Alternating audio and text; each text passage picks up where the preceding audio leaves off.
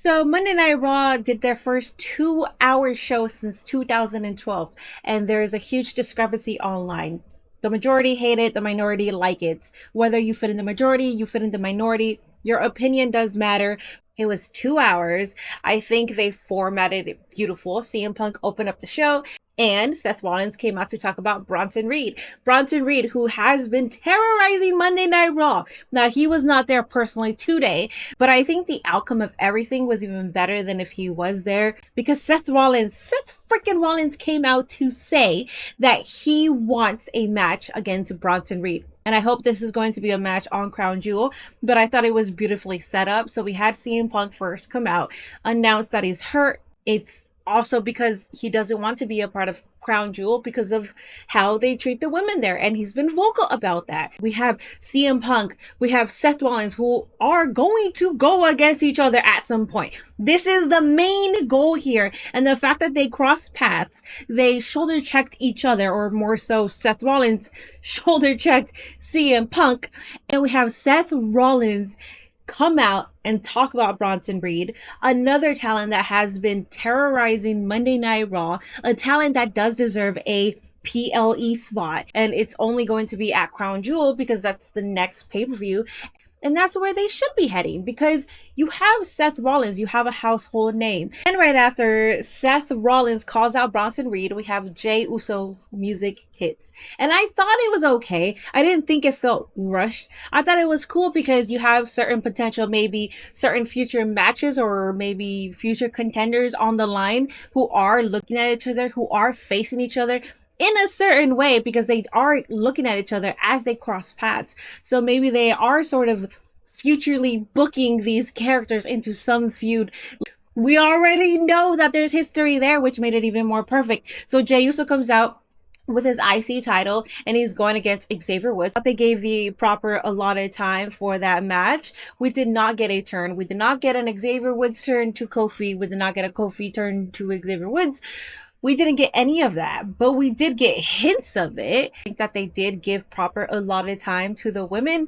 We did see a promo that Rhea did for Liv Morgan and Raquel Rodriguez. We saw Raquel Rodriguez driving the car with Liv and Dom. We had a 5v5, and there's history between those groups already that has been being broadcasted before Raw went into 2 hours. We also saw a Jade Cargill and Bianca Belair promo against Damage Control. They gave a proper amount of time for the women. We can also transition into the good old-fashioned match between Sheamus and Pete Dunne. That match was incredible. That match was bloody. That match was chaotic. I mean, I don't know if you guys saw Sheamus's Twitter, but he's hurt. He's hurt. But we knew that he was hurt. It was a good match. The way that it ended with him being zip-tied and he still kicked out, he still did his bro kick. It was an incredible match, and I think the match time on that was also perfectly executed for me. Speaking of a good match with a storyline, we also had Gunther versus Sami Zayn as the main event tonight. I thought, again, the timing of it was just the timing that it needed. I thought both men ended up being strong. I didn't see Sami Zayn as a loser. I didn't see him as weak. I thought the way that the ending of that match was perfectly booked. Now Sami Zayn looks really strong because Gunther never made him tap out.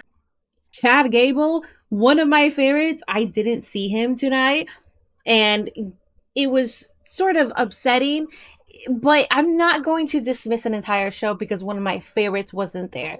Drew McIntyre wasn't there. He also had 13 stitches on his skull, so that made sense as well. I think we are overreaching with, oh, well, you know what? You're really not giving everybody else a chance. I think the outcry is really preemptive. We really have to remind ourselves that we gotta let things play out, because that is professional wrestling. And I think we keep forgetting that Triple H is a long-term booker. So yes, he's not going to execute a very perfect 2-hour Raw immediately as soon as the time gets cut. I thought it was actually pretty perfect. I know the internet doesn't think it's perfect, so I had to record this video to sort of hopefully change your mind on the fact that this was actually a really good Monday Night Raw. Maybe you want a 3-hour show, because right now in professional wrestling, it is an incredible time that we are existing in, and we should be extremely grateful.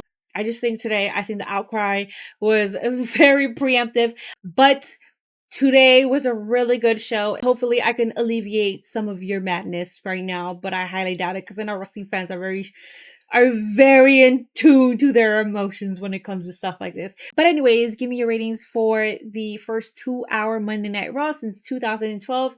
My rating is a 9.8 out of 10. Let me know yours in the comments.